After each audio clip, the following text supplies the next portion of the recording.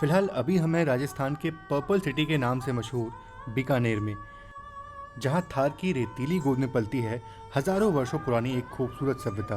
और आज इसी ऐतिहासिक शहर से हम देश की राजधानी तक यात्रा करने वाले हैं।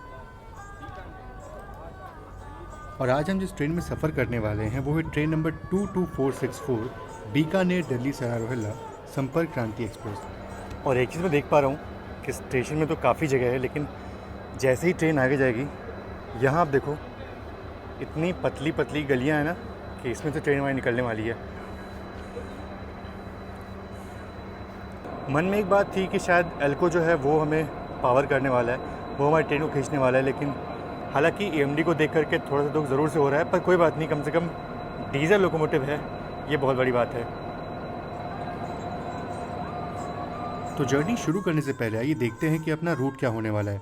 तो शाम 6 बजे बीकानेर से निकलकर मेड़ता रोड, मकराना, देगाना, जयपुर, अलवर होते हुए सुबह करीब 5 बजे दिल्ली पहुंच जाएंगे। और ये चीज़ देख कर काफ़ी खुशी मिलती है कि अब ट्रेनों में जो लिनन है वो मिलना शुरू हो चुका है। आपको बाहर से, आपको घर से अब बेडशीट और कंबल लाने की ज़रूरत नहीं है, सब कुछ आपको अब ट्रेन में मिलने वाला है, तो इस बात की बहुत खुशी होती है। वैसे हमारी इंडियन रेलवेज़ में अगर किसी को नॉन स्टॉप ट्रेन लेनी हो तो या तो उसको राजधानी एक्सप्रेस में ट्रैवल करना पड़ेगा या फिर दुरंतो टाइप ट्रेन में।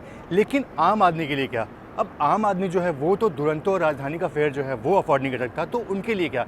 तो इसके लिए 2004 में एक ऐसी ट्रेन लॉन्च की गई जो आम आदमी के लिए थी, जो नॉन स्टॉप ट्रेन थी और जो भारत के अलग अलग शहरों को भारत की राजधानी से जोड़ती थी। ये ट्रेन राजधानी नहीं थी, ये ट्रेन थी संपर्क क्रांति एक्सप्रेस, जिसको हमारे इंडियन रेलवेज़ में बहुत ही ज़्यादा इज्जत मिलती है। हाँ, वैसे जो प्रीमियम ट्रेन होती हैं उतनी इज्जत तो नहीं मिलती, लेकिन आम सुपरफास्ट ट्रेन की तुलना में इन संपर्क क्रांति एक्सप्रेस को काफ़ी प्रायोरिटी मिलती है हमारे इंडियन रेलवेज़ में। जर्नी तो 2 AC में है, लेकिन फील आएगी फर्स्ट क्लास की। वो कैसे, अभी आपको दिखाते हैं। पहले डिपार्चर जो है वो आप देखिए।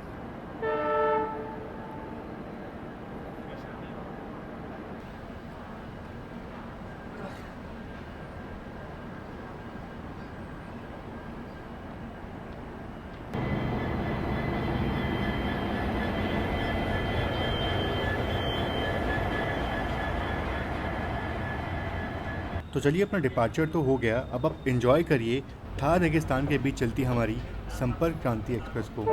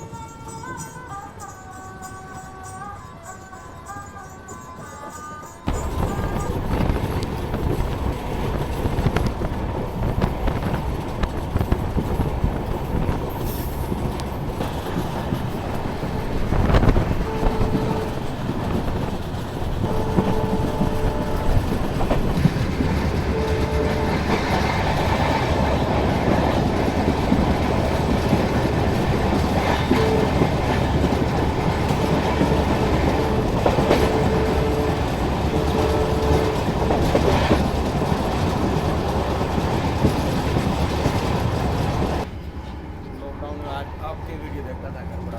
अच्छा, अरे धन्यवाद भैया। भैया, और मैं बात कर रहा था इस बर्थ की, जो कि है सेकंड AC में 49 और 50 नंबर वाली बर्थ। ये स्पेशल इसलिए होती है क्योंकि है तो ये 2 AC की बर्थ, लेकिन ऐसा लगता है कि आप फर्स्ट क्लास में ट्रैवल कर रहे हो। ये बिल्कुल कूप की तरह लगता है।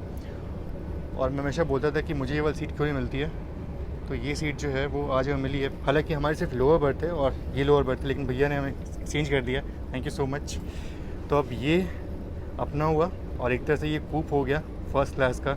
चलो, जर्नी करने में काफ़ी मज़ा आने वाला है। बाकी कर्टन्स जो है वो ट्रेन में लग चुके हैं, तो आपको प्राइवेसी जो है वो मिलती रहेगी। अब इनफैक्ट अगर आप साइड डोर में यात्रा कर रहे हो तो भी आपको प्राइवेसी मिलेगी, अपर बर्थ मिलती है। तो ये चीज़ देखकर काफ़ी अच्छा लग रहा है। और अभी हमारी ट्रेन एक बहुत ही इंपॉर्टेंट स्टेशन को स्किप करने वाली है। हाँ, कहते हुए थोड़ा सा अजीब लग रहा है, पर बहुत ही इंपॉर्टेंट स्टेशन को हम स्किप करने वाले हैं। वो है देशमुख स्टेशन। जो लोग यहाँ से हैं वो लोग समझ चुके होंगे कि मैं किसकी बात कर रहा हूँ। तो ये जो स्टेशन है ना, बिल्कुल स्टेशन के पास में ही करनी माता टेम्पल। अगर आप लोग नहीं जानते तो बस एक बार आप लोग करनी माता टेम्पल जो है वो सर्च करिएगा गूगल पे, आपको समझ में आ जाएगा।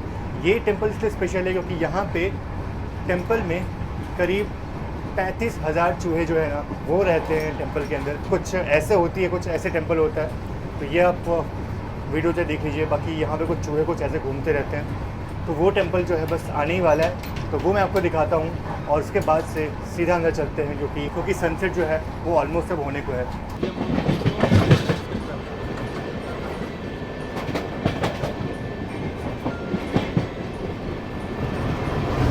तो सामने आपको करनी माता टेम्पल जो है वो दिख रहा होगा, पर इस फ्रेट के कारण से वो ठीक से आपको दिखा नहीं पाया मैं।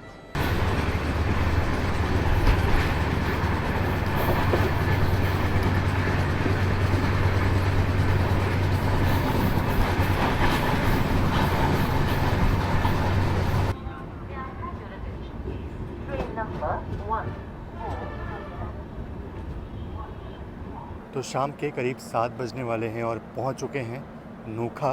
ये एक छोटा सा कस्बा है और बीकानेर से इसकी दूरी करीब 65 किलोमीटर की है। और नोखा की सबसे स्पेशल बात ये है कि यहाँ पे इंडिया का सबसे बड़ा मोट मंडी है, तो इसलिए नोखा जो है बहुत ही फेमस है। बाकी यहाँ से जो बीकानेर की दूरी है वो अराउंड 65 किलोमीटर की है। और एक और चीज़ है, एक ज़माने में ये सिर्फ कृषि मंडी हुआ करती थी, लेकिन जैसे जैसे यहाँ पॉपुलेशन बढ़ी, एक कस्बा जो है ये बन गया। बाकी पहले ये सिर्फ एक कृषि मंडी हुआ करती थी। और यहाँ पे हमारी ट्रेन काफ़ी देर से रुकी थी, तो मैंने सोचा कि चलो पानी की बोतल जो है वो लेके आते हैं, क्योंकि गर्मी बहुत है और आगे जितने भी स्टेशन आने वाले हैं सब बिल्कुल बहुत छोटे छोटे हैं, तो शायद पानी की बोतल जो है वो ना मिले। बाकी ट्रेन के यहाँ रुकने का सिर्फ एक कारण है कि आगे से कोई तो ट्रेन आ रही है, क्रॉसिंग जो है वो होने वाली है।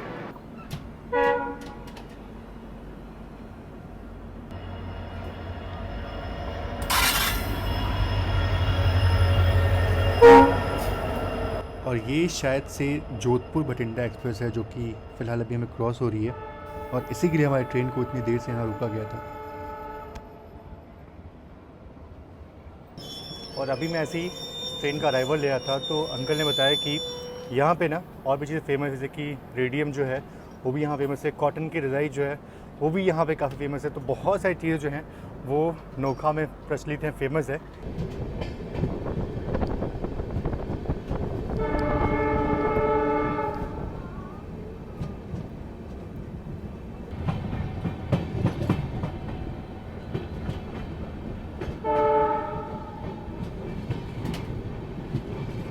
पर चाय बहुत अच्छी है भैया, हमने हमारे लिए ही मंगाई थी। थैंक यू भैया, पर चाय बहुत अच्छी है भैया, थैंक यू भैया। बहुत बहुत धन्यवाद। ये बाहर से चाय जो है ना, यहाँ चाय तो नहीं मिली, लेकिन बाहर से स्पेशल चाय जो है वो मंगाई गई, बहुत अच्छी लग रही है। और इस खूबसूरत शाम में अगर ऐसी चाय मिल जाए ना तो उसका एक अलग ही मज़ा है। और देखो चांद भी जो है वो निकला हुआ दिख रहा है। राजस्थान, पता नहीं कैसा लगता है कि राजस्थान में सब चीज़ें होती हैं, जितनी अच्छी चीज़ें होती हैं ना सब राजस्थान में होती हैं, पर ऐसा नहीं है। बट वाकई में बहुत ही खूबसूरत लगता है राजस्थान का लैंडस्केप। कौन कहता है कि ये मरुस्थल है? भले ही यहाँ पे कुछ उगाना मुश्किल हो, लेकिन फिर भी ये ज़मीन बहुत ही खूबसूरत लगती है। और यहाँ पे ट्रेन काफ़ी रफ्तार में चल रही थी और अचानक से ट्रेन रुकी। ऐसा लग रहा है कि यहाँ पे CRO जो है वो हुआ है। ये बहुत ही दिक्कत होती है जब कैटल रनओवर जो है वो हो जाता है, और इसी कारण से फेंसिंग बहुत ज़रूरी होता है। पर अब इंडियन रेलवेज़ भी कहाँ कहाँ फेंसिंग करेगा।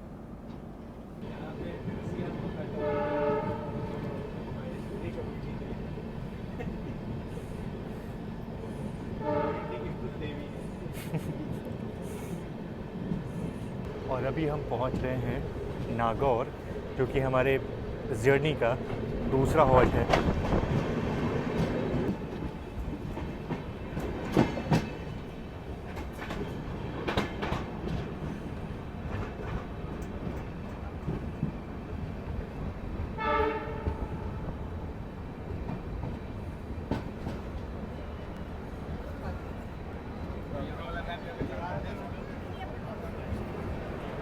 तो रात के करीब 8 बज चुके हैं और हम पहुंच चुके हैं नागौर।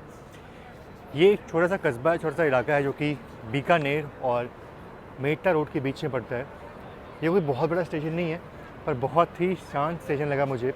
और सबसे अच्छी बात लगी मुझे स्टेशन के एंट्रेंस पे लिखा हुआ था पधारो हमारे देश, जो कि देख के बहुत अच्छा लगा। वैसे बात करें नागौर की, तो नागौर फेमस है अपने मिठाइयों के लिए। हालांकि राजस्थान में जितने भी इलाके हैं ना, सब ऑलमोस्ट मिठाइयों के लिए बहुत ही फेमस होते हैं।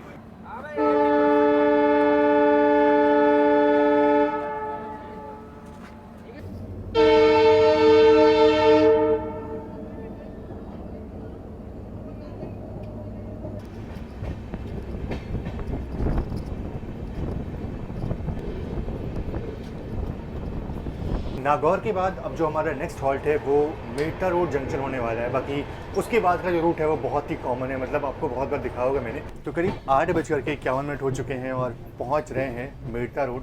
देखो इस रूट पे ना अब तो बहुत कुछ दिखाने का मतलब नहीं है, क्योंकि रात वैसे भी हो चुकी है। और मेटा रोड के बाद जो पूरा रूट है मैंने आपको ऑलरेडी दिखाया हुआ है। लेकिन मेटा रोड एक बड़ा जंक्शन, एक इम्पॉर्टेंट स्टेशन है। और फिलहाल हमारी ट्रेन जो है मेटा रोड जंक्शन बाईपास जो है वो वहाँ पे आ चुकी है। मेटा रोड का जो मेन स्टेशन है वहाँ पे हमारी ट्रेन जो है वो नहीं आने वाली, सिर्फ यहीं पे हमारी ट्रेन रुकने वाली थी। बड़ा ही शांत और सुनसान स्टेशन है एकदम से। ऐसे स्टेशन मुझे बहुत पसंद आते हैं। तो वाह, बाइक भी जा रही है स्टेशन पे, मतलब प्लेटफॉर्म पे बाइक जो है ना वो भी लोग लेके जा रहे हैं।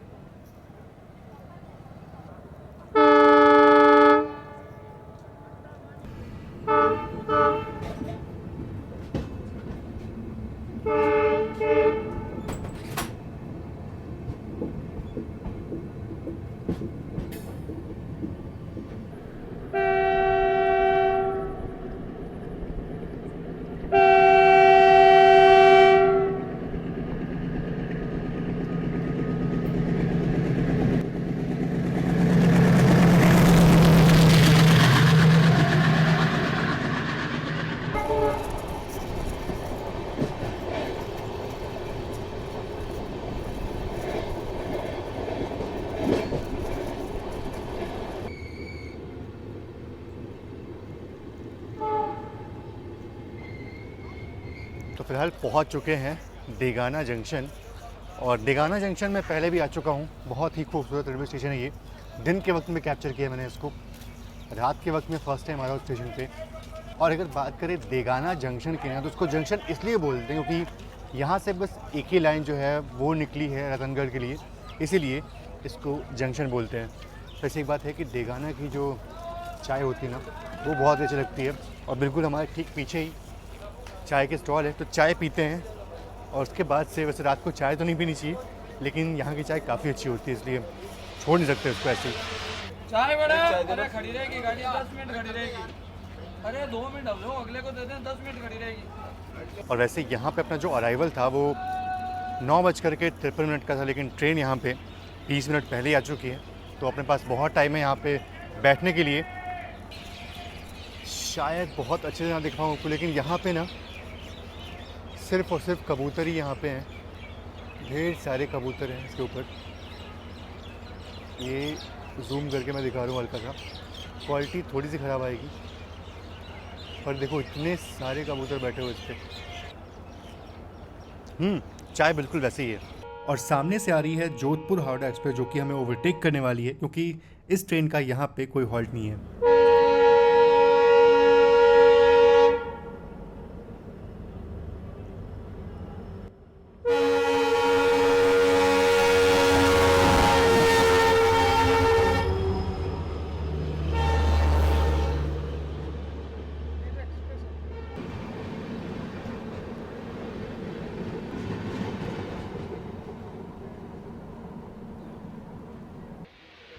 तो जोधपुर हावड़ा के ओवरटेक करने के बाद हमारी ट्रेन स्टेशन पे यूं ही खड़ी रहती है।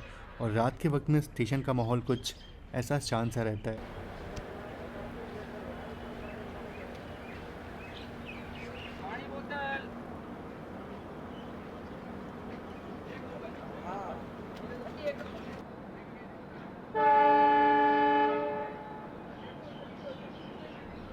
तो देगाना से डिपार्चर के बाद अब सीधा आपसे मिलते हैं सुबह दिल्ली में, क्योंकि रात काफ़ी हो चुकी है। और अलवर जयपुर के लिए अगर जाते हैं तो अगली यात्रा जो है वो पूरी नहीं हो पाएगी, इसलिए सीधा आपसे मिलते हैं अपने गंतव्य स्टेशन में, दिल्ली सरायरोला।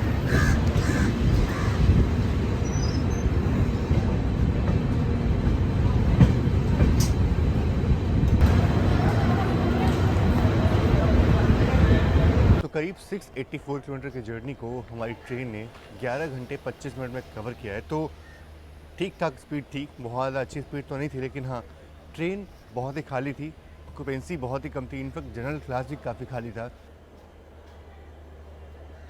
कितनी अच्छी बात है ना कि नींद सीधे दिल्ली में आके खुली, तो इसलिए आपको जयपुर और बाकी जो स्टेशन थे वो दिखा नहीं पाया। ये सफ़र कैसा था आप लोग कमेंट बॉक्स में ज़रूर से मुझे बताइएगा। बाकी मिलते हैं आपसे नेक्स्ट व्लॉग में, तब तक के लिए आप सभी का बहुत बहुत धन्यवाद। जय Hind and God bless you all.